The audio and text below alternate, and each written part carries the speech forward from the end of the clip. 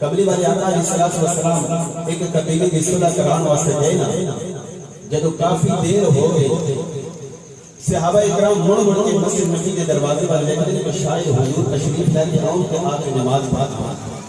جدو کافی وقت گزر گیا کہ حضرت بلال حبشی اور دیگر صحابہ اکرام ٹوڑے حضرت ابو بکر صدیق کی بات آ گیا۔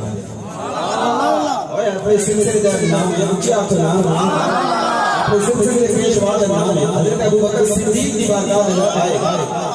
کیا کہتے یا حضرت قبلی والے آقا علیہ السلام ابھی نئی تشریف لے آئے کہ اسے مسلح جتے کھڑے ہو تصنف امامت کرواؤ۔ صحابہ اکرام نے بھی پتہ سی کہ نبی تو بعد مسلح کا جڑا وارث ہے وہ ابو بکر صدیق ہے۔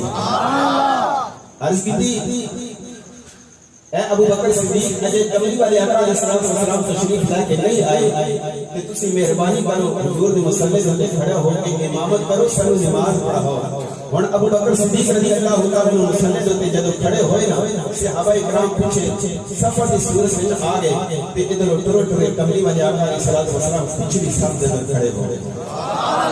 جدوں قبلی والے آقا علیہ السلام پچھلی صف دے اندر آ کے کھڑے ہوئے تے نال دے صحابی جدوں ہوا دے اندر سانس نہیں اس ہوا دے اندر نبوت دی خوشبو ہو گئی۔ نال دے صحابی نے مڑ کے قبلی والے آقا علیہ السلام والے میں کہ اپنے نال دے نبوت والی تاکہ آگے دس پیچھے قبلی والا گیا۔